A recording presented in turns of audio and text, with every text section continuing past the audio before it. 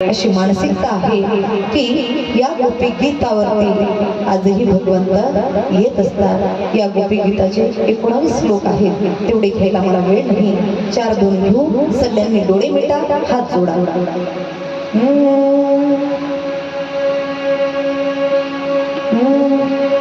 जयति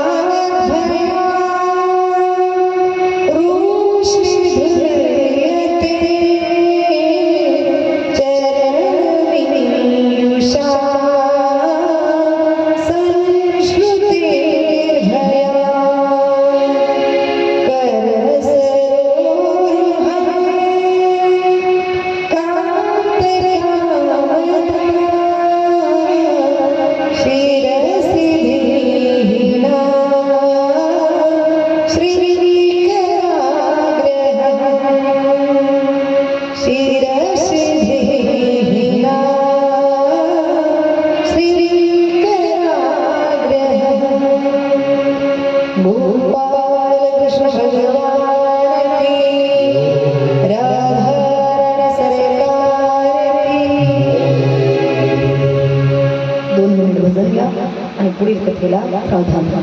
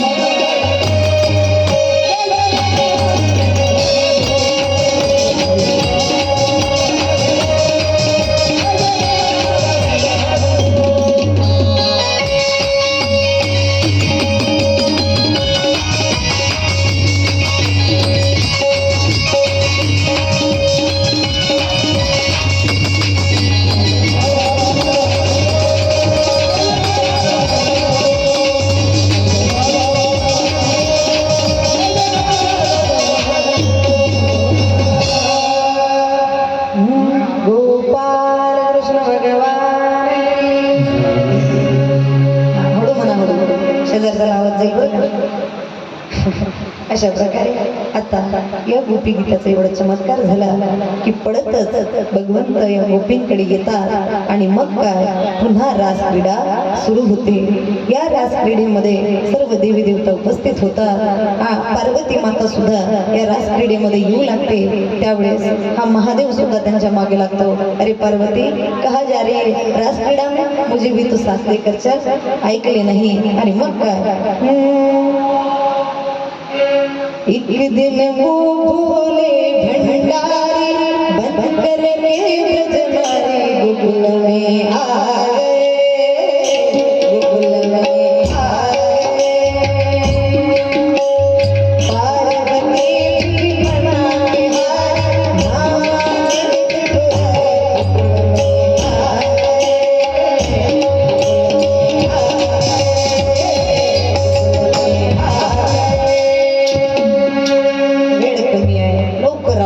आणि मग तेच महादेव गोपेश्वर महादेव म्हणून विख्यात झाले।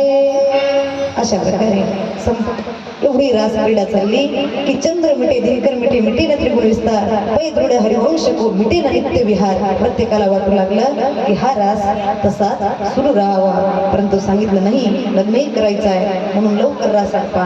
आता मात्र सुदर्शन शंकरजोड ऋषासूर केशी विळमासूर अत्यंत दैत्य पाठवले, त्यांना सुद्धा संपवलं।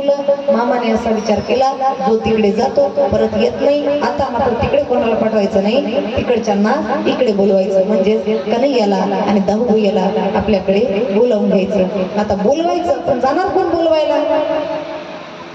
मांजराच्या गळ्यात घंटा बांधायची, पण बांधायची कोण प्रश्न आहे। एकदा असं झालं बोके यायचा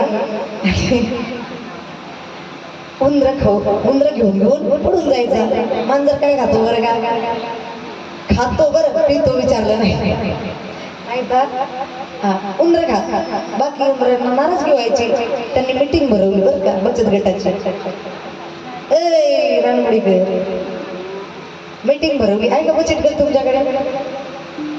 बचत गटाचे सदस्य अध्यक्ष कोणी असतील उपाध्यक्ष वगैरे बचत गटाची मीटिंग सारखी यांनी मीटिंग भरवली। सांगितलं का तो बोका येतो लगेच झडप मारतो आणि एक मंदिर घेऊन जातो, आपल्याला भनक सुद्धा लागत नाही। जर आपल्याला माहिती पडलं बोका येतोय तर आपण सावध होऊ ना। बरं सावध झालो पाहिजे, तो आला हे आपल्याला कळलं पाहिजे। याच्यासाठी काय करायचं? एक त्याच्यामध्ये उपाध्यक्ष होता उंदीर, तो म्हणाला मांजराच्या गळ्यात घंटा बांधली तर त्याच्या आवाजानं आपण सावध होऊ, म्हणजे चांगला निर्णय आहे। मग चला बांधा मांजराच्या गळ्यात घंटा बांधा, पण कोणीच सुधायला तयार नाही।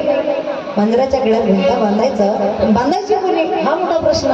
अरे जर बांधायला गेलो घंटा घेऊन, घंटा तर बाजूलाच राहील, बोका आपल्याला खाऊन घेईल। प्रश्न असा आहे। आता मात्र कृष्णाला दवईला आणायला जायचं, पण जाणार कोण? लक्षात आले अक्रूरजी महाराज, आणि मग वेळ कमी असल्यामुळे त्या ठिकाणी भगवंतला घेण्याकरिता कंस महाराज अक्रूरजी महाराजांना पाठवतात। अक्रूरजी महाराज त्या ठिकाणी दुःखी होतात, आनंदी होतात। दुःख या गोष्टीचा की काळाच्या तोंडात टाकण्याकरिता, काळाच्या तोंडात टाकायला घेऊन येण्याकरिता त्यांना चाललेलो आहे। आनंद या गोष्टीचा की त्याचं दर्शन आम्हाला होणार आहे। आता मात्र इकडे नाही करता करता अक्रूरजी महाराज गोकुळामध्ये आले। सोन्याचा रथ आहे, सुंदर असे पांढरशुभ्र घोडे त्या रथाला झुंपलेले आहे आणि अक्रूरजी महाराज गोशाळेमध्ये गेले। आता बाबाला आपला कन्हैयाला दाऊभैयाला संपूर्ण प्रकार सांगितलं। कंसाने धनुष्य यागाचं आयोजन केलेलं आहे, असं असा प्रयोजन आहे, तुम्हाला बोलावलेलं आहे। सांगितलं आम्ही येतो, परंतु गोकुळामध्ये याची कानोकान खबर होता कामा नाही, असं सांगा की त्या ठिकाणी यात्रा आहे। मग बाबा मामाने बोलावलेलं आहे। मग आता अक्रूरजी महाराजांनी तेच सांगितलंय की त्या ठिकाणी यात्रा आहे, त्यासाठी चला। परंतु यशोदा राणीला त्यांच्या मनाची चाहूल लक्षात आली। तिला असं कुठतरी जाणवत होतं की कन्हैया जर का आता गेला ना तर पुन्हा येणार नाही, आणि कन्हैया जाणार हे मात्र तेवढंच निश्चित होतं। यशोदा राणी जसं कळलं की मला कन्हैया सोडून जाणार, अकांत आक्रोश करू लागली। कन्हैयाला म्हणू लागली, कन्हैया अरे तुझ्या विना श्वास कधी मी घेतला नाही, जगायचं लांबच राहिलं, कसं राहील मी तुझ्या विना? अरे तू जोपर्यंत विचारत नव्हतास ना माझी विचारपूस करत नव्हतास तोपर्यंत मला चैन सुद्धा पडत नव्हता. दिवस सुद्धा मोठा मोठा वाटायचा. तू रानावनात जायचा, अरे सतत त्या वाटेकडे माझी लक्ष असायची. परंतु विश्वास असायचा सायंकाळ झाली की माझा कन्हैया येईल. परंतु तू आता जातो आहेस, मी कसे राहील?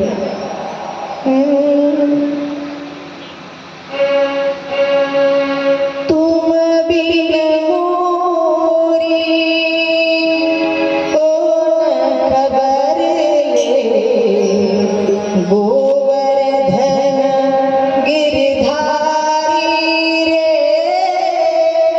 गोवर्धन गिरधारी. तुझ्या बिना मला कोण विचारणार आहे? तू जाऊ नको, तुझ्या बिना राहणं होणार नाही. सर्व गोपिका सुद्धा त्या ठिकाणी कन्हैया जाणार आणि त्याचा पस्तावा आहे. आता मात्र सगळे त्या ठिकाणी यशोदा राणीकडे जमतात. यशोदा राणीला बोलू लागतात की हा कन्हैया कुठं जातोय? कन्हैयाला म्हणतात, सांग ना कुठं जातोय? तुला काय वाटतं तू जाणार? अरे जाऊ शकणार नाहीस. तुला आम्ही रोखून धरू. तोता बना के आपको पिंजरा बनेंगे हम, पिंजरे में बिठा कर तेरी बोली सुनेंगे हम, जाते हो छोड़ कर काना कैसे रहेंगे हम, बेदर्द बन गए हो गाना कैसे जिएंगे हम. मात्र कन्हैया उत्तर द्यायला तयार नाही आणि मग मात्र सरळ आईकडे गेल्या. कारण त्यांना माहिती होतं हा कोणाचं ऐकणार नाही, परंतु आईचं ऐकल्याशिवाय राहणार. आणि मग मात्र सर्व ह्या गौडणी नंदाच्या अंगणामध्ये जमतात. या नंदाचे अंगणी मिळाल्या उडणी, या नंदाचे अंगणी.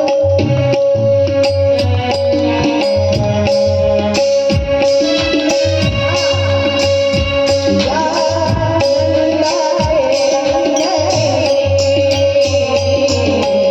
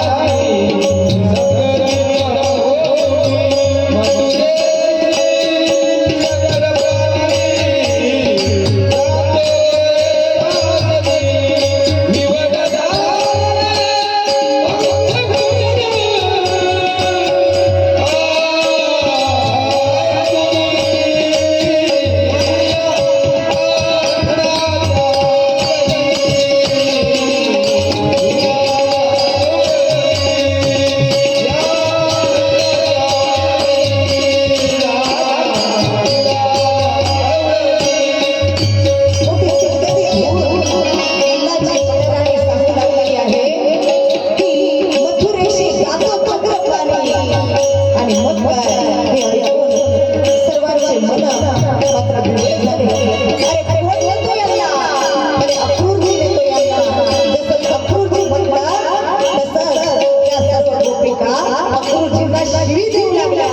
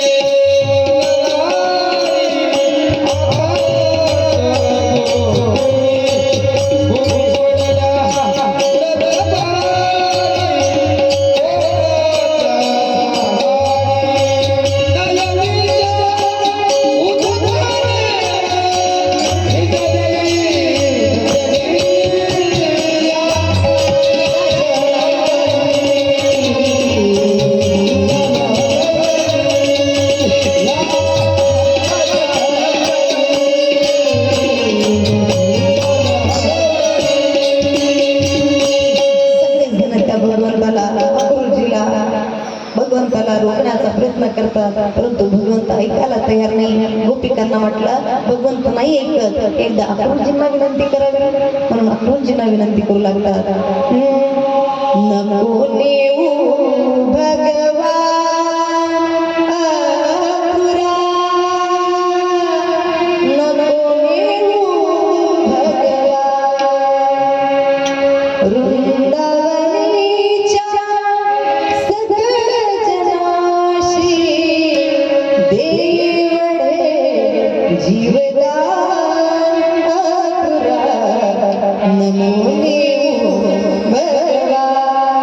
ऐकायला तयार नाही. भगवंत म्हणतात यांच्या जवळ राहिलो तर निघ्न होणार नाही. मग आदेश करतात.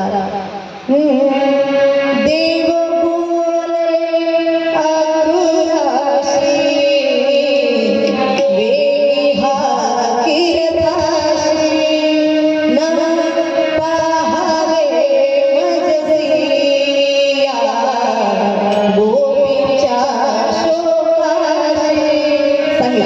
आता मला पाहलं जात नाही, चला लवकर रथ काढा. अक्रूरजी महाराजांनी रथ काढला आणि यमुनेच्या डोहावरती नेऊन थांबवला.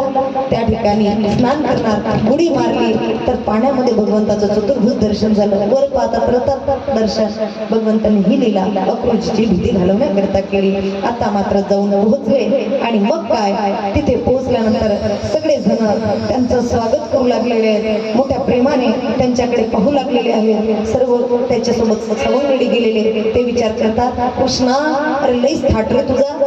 मथुरेमध्ये येता बरोबर लईच थाट रे तुझा. म्हटलं कसा नसणार, गावच मामाचा आणि गाव मामाचा अगोदर का नाही सांगितला.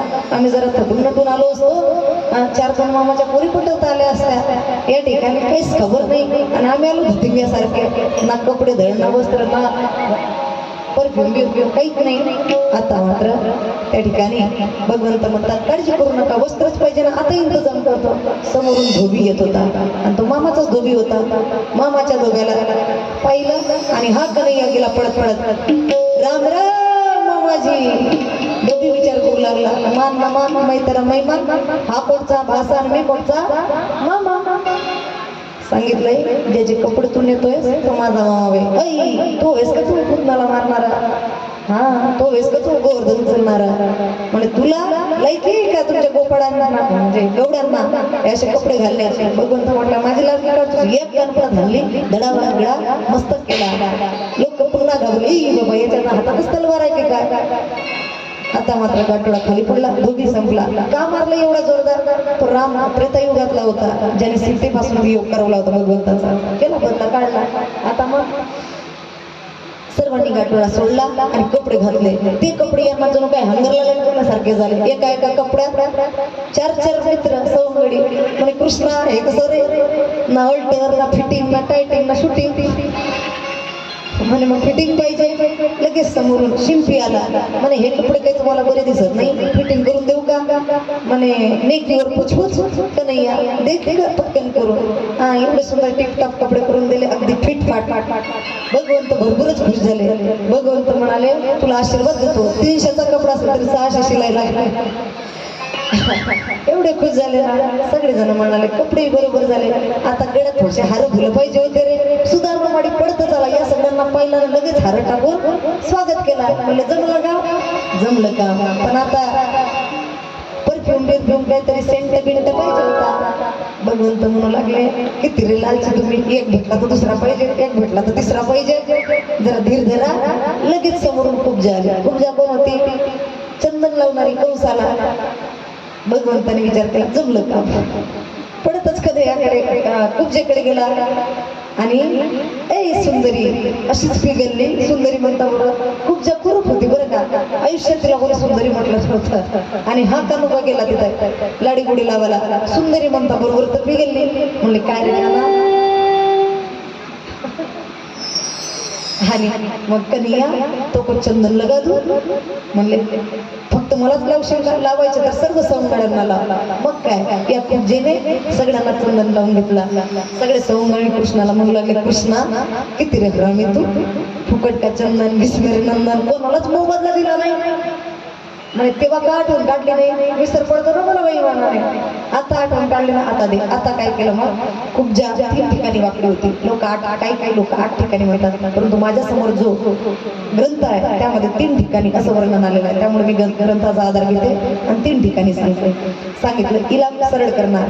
आता मात्र पायाच्या अंगठ्यावरती आपला पाय मांडला आणि तिची हनुवटी धरून एका क्षणामध्ये सरळ केली. खरंच ही कुब्जा सुंदरी झाली. मग लक्षात आला एक गुण साधन ते ना होई तुमरी कृपा पावे कोई प्रत्येकाच्या ठिकाणी आहे का? आता मात्र पुढे धनुष्य यागामध्ये पोहोचले.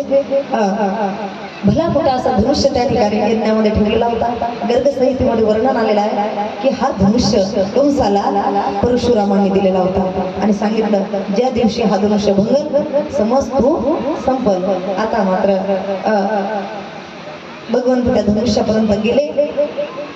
डाव्या हाताने धनुष्य उचलला, उजव्या हाताने प्रत्यंच्या चढवणार, काडकन मोडला. लक्षात आला कंसाला आपण सुद्धा संपणार. आता मात्र जिकडे तिकडे कंस दिसू लागला, कारण विश्वास बसला ना धनुष्य तोडला मी संपणार. मग आता यज्ञामध्ये प्रवेश झाला आणि हा वेगवेगळ्या रूपाने लोकांना दिसू लागला. ज्या करे ही भावना जैसी प्रभू मूर्त देखील तैसी किंवा हरीच्या दासा हरिदायी दिशा भावी जैसा तैसा हरी एक हा हरी एक सगळ्यांना वेगवेगळ्या प्रकारे दिसू लागला. दारामध्ये कुवल्यापीठ नावाचा हत्ती महूत संयम सगनाला पाठवला. पुढे चानोराने मुष्टिकाने आक्रमण केला. सांगितलं आमच्यासोबत कुस्ती खेळा. हे कानोबा म्हणायला लागला लहान लहान मुलं तुम्ही मोठ्या मोठ्याने तुमच्यासोबत कुस्ती खेळायची. म्हणजे तू कुठचा लहान हत्तीचा बड असला नाही एकच हत्तीला महूत संयम सगनाला पाठवला आणि तू लहान. लगेच चानोराने कृष्णावरती झडप घातली. कृष्णाने एका चाट्यात चानोर चकनाचूर केला. इकडे मुष्टी दौ भैयाकडे गेला, एका मुठीत मुष्टी मारला. पुढे तोषल आला, त्यांना सुद्धा दोघांनी ठिकाणावर लावला. कूट आला, कन्हैयाने या कूटला कुठच्या कुठं दिलं. आता मात्र भगवंताला दौ भैया म्हणतात की इकडचं मी सांभाळतो, तू मामाला बघ. लगेच सिंहासनावरती झडप घातली. जसं सिंहासनावरती मारली, सिंहासनावरून कंस खाली पडला. जसंच खाली पडला वेळ कमी होता. भगवंताने सर्व शक्ती एकत्र केली आणि सर्व शक्तीचा भार आपल्या शरीरात एकत्र केला आणि तो भार घेऊन कंसाच्या सिंहासनावर कंसाच्या छतावरती बसला. मग अजून वेळ न घालवता दोन्ही हाताची मूठ बांधली आणि त्या ठिकाणी धाडकन मारून कंस संपवला. मग काय वसुदेव सुतं देवं कंस चाणूर मर्दनम देवकी परमानंदनम कृष्णं वंदे जगद्गुरु. सगळीकडे चाणूर मुष्टिक मर्दन आणि कंस मर्दन म्हणून जय जयकार करू लागले. बोली कंस मर्दन भगवान की. त्या ठिकाणी कंस संपवला. फिरवला आणि मग मुक्ती दिली. कोणती? सारूप्य मुक्ती, म्हणजे स्वतःचा रूप. कारण याला जिकडे तिकडे कृष्ण दिसत होता. उच्चारिता नामक कंस भर भावे हरून या जावे कृष्ण केला, कृष्ण रूप दिसे त्याशी अवघे जण पाहतो आपण कृष्ण झाला. आता मात्र मामीची समजूत काढायला गेला. काय करू मामी? ऐकायलाच तयार नव्हता मामा. संपवावं लागलं. मग त्या आपल्या बापाकडे गेले, जरांगीकडे. तो 17 वेळा 23 अक्षोणी सैन्य घेऊन त्या ठिकाणी आला. एक अक्षोणी म्हणजे काय सांगितलं होतं त्या दिवशी, त्याचा गुन्हा तुम्ही करत बसा, माझ्याकडे वेळ नाही. आता मात्र भगवंता आई बाबाची सुटका करतात कारागृहामधून. उग्रसेनाला बाहेर काढतात. जे राज्य होता उग्रसेनाला देतात. पुढे आली वृंदावना, मथुरा दिली उग्रसेना.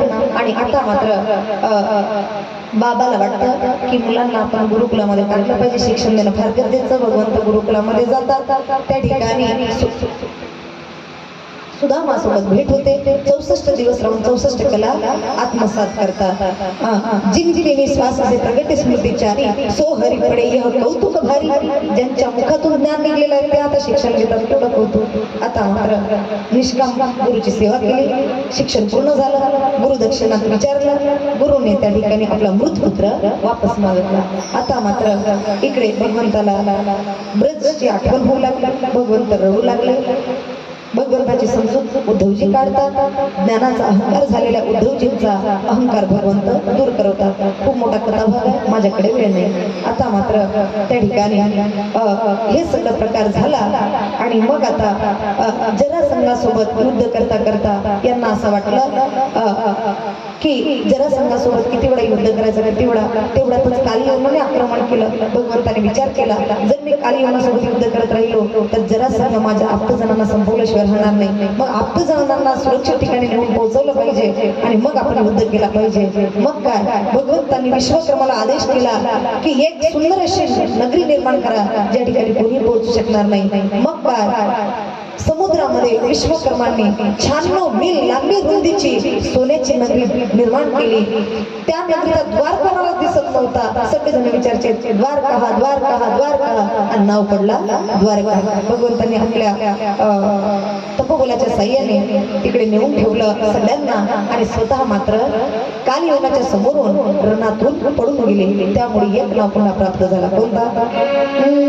रणछोड भगवान आता मात्र भगवंत पडत पडत पडत पडत एका गुहेमध्ये शिरले.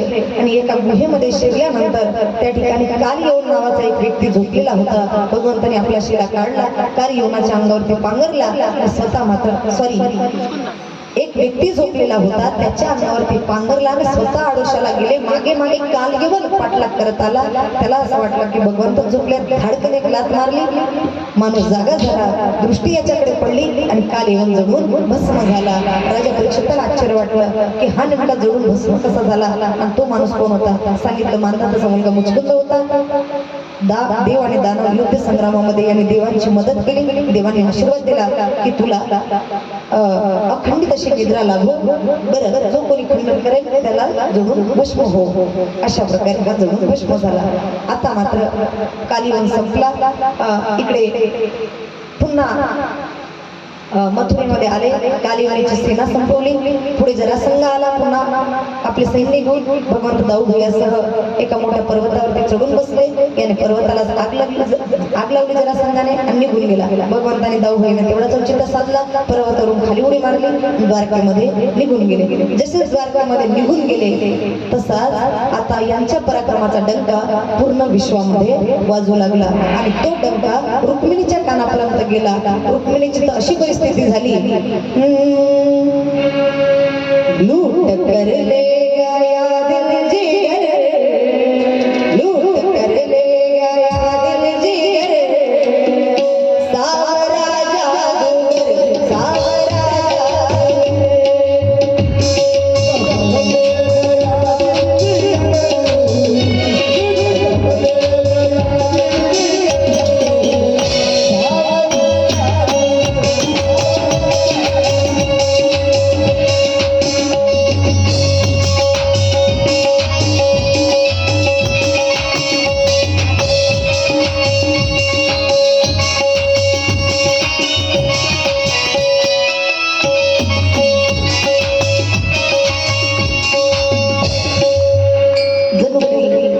मन त्याने चोरून घेतलेलं आहे.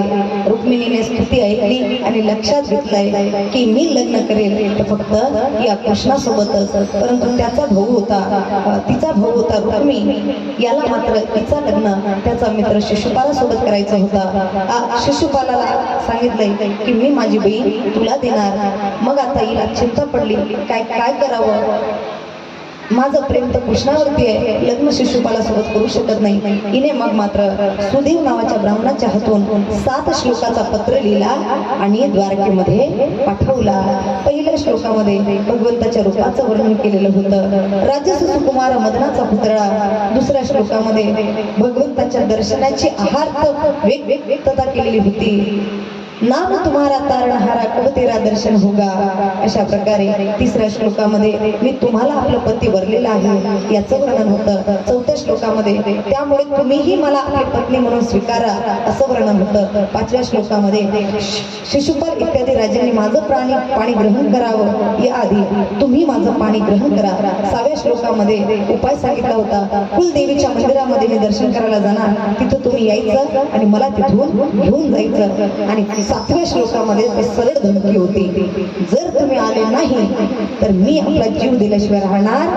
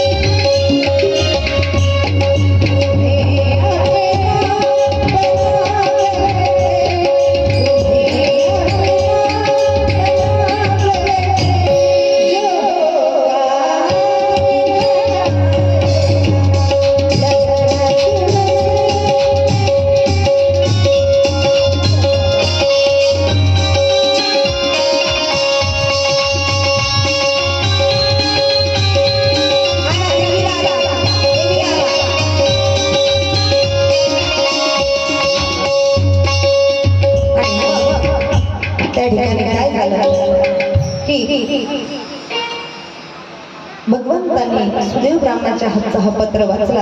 आणा देवीला मागे पाहू नका कोणी. आणि सुदेव ब्राह्मणाच्या हातचा हा पत्र वाचला आणि मग मात्र तत्क्षणामध्ये आपला दारू त्याला आदेश केला की या आणि पटकन त्या ठिकाणी रथ सज्ज करा. दारुकेही पटकन आले आणि त्या ठिकाणी शोभे शुभ्र मेघपुष्प बलाह असे 4ही घोडे रथाला झोपले. आणि मग काय, रथात आरूढ झालेले भगवंत रातोरात कौंडण्यपूरला पोहोचले. आता जसेच कौंडण्यपूरला पोहोचले तसंच इकडे रुक्मिणी मातेची डावी मांडी, डावा डोळा, डावा हात, डावा अंग फडकायला लागला. आणि ऐका, स्त्रीचा डावा अंग फडकणे हे शुभ लक्षण आहे. काय आहे, पण जास्त जर का फडकत असेल तर डॉक्टरकडे जा, पॅरालाइजचे लक्षण आहेत ते. हो, नाही तर ताईने सांगितलं मला डोळा फडकणे चांगला आहे, डोळा फडकणे चांगला आहे, भोग नाही झाला तरी चांगला आहे का. आणि मग मात्र आता त्या ठिकाणी ब्राह्मण पोहोचले.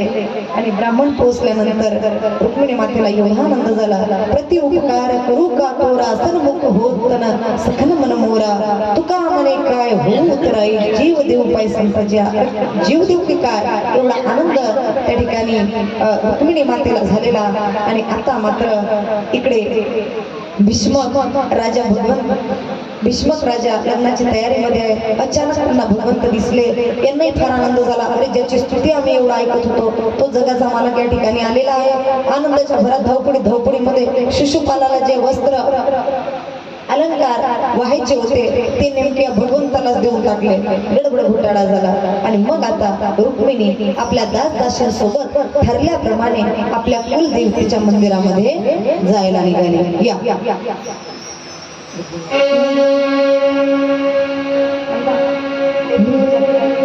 लेके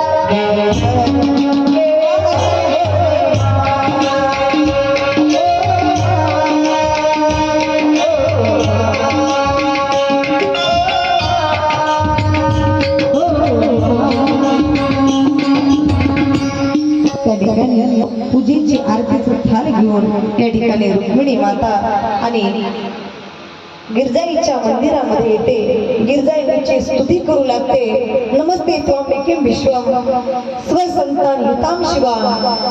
आणि आता मात्र अशा प्रकारे ज्यावेळेस स्तुती करते त्यावेळेस रुक्मिणी माता त्यांना प्रसन्न होऊन सांगते की हे पुत्री, काळजी करू नको. अरे ज्याची अपेक्षा तू करत होतीस तो आलेलाच आहे, बघ तुझ्या मागे. आणि रुक्मिणी मातेने जसंच पाहिलं की जगाचा मालक दिसतोय, आता मात्र रुक्मिणी माता पडत चुकली. जगाचा मालकही परत चुकला. रुक्मिणी मातेने भगवंताचा हात पकडला आणि दोघेही मात्र आता मंदिराच्या बाहेर पडू लागले. असे म्हणाले द्वारकेमध्ये जाऊ थांबले. आता द्वारकेतील लोकांना वाटू लागलं की कृष्णाने तर रुक्मिणी आणली, कृष्णाने तर रुक्मिणी आणली, आता यांचा लग्न लावला पाहिजे. म्हणून मोठ्या दोन धडाक्याने त्यांच्या लग्नाची तयारी होऊ लागली. कशी करतात लग्नाची तयारी? कशी करतात? हा करा, तुम्ही तयारी करा. चला अंतरपाट वगैरे पकडा. काही काही फंक्शन असतात ना, तुम्ही सांगा आम्हाला कामात येतील पुढं. काही विसरलं मेहंदी, हळदी, संगीत असतात ना, मंडप पूजन वगैरे.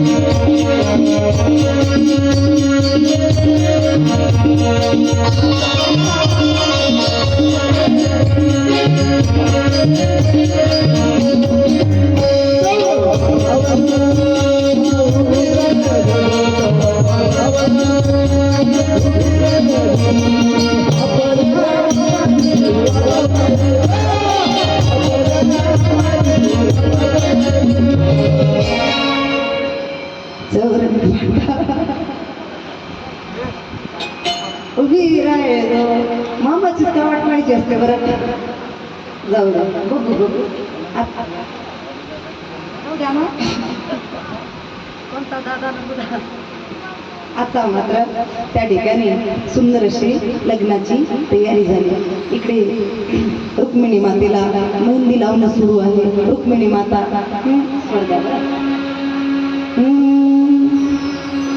आओ मेरी सखिया मुझे मेहंदी लगा दो, आओ मेरी सखिया मुझे मेहंदी लगा दो, मुझे श्याम सुंदर की दुल्हन बना दो. सगळे रुक्मिणी मातेला मेहंदी लावू लागलेले. मग काय भगवंत मागे राहते. भगवंताची तयारी सुरू. कशा प्रकारे? जरी की पगडी बांधे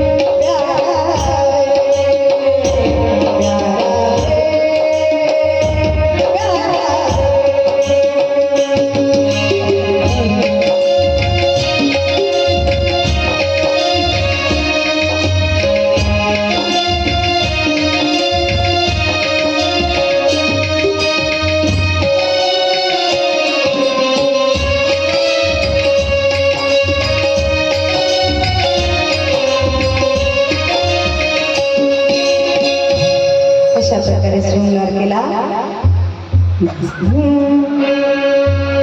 जरी पगडी बांधे सुंदर आँखों वाला, कितना सुंदर लागे बिहारी, कितना लागे प्यारा.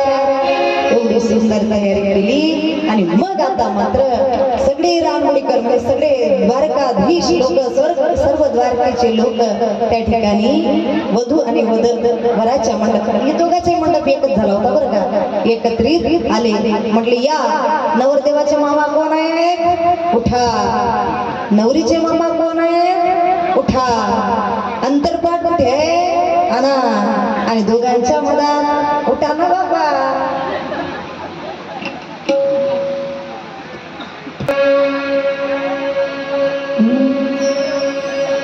एकदंताय विद्महे वक्रतुंडाय धीमहि तन्नो दन्ति प्रचोदयात्. श्रीमन्महागणाधिपतये नमः.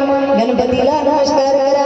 गंगेचे यमुनेचे व गोदावरी सरस्वती नर्मदे सिंधू कावेरी कुमेले सिंधुसन्निधी गरुडाला नमस्कार करा.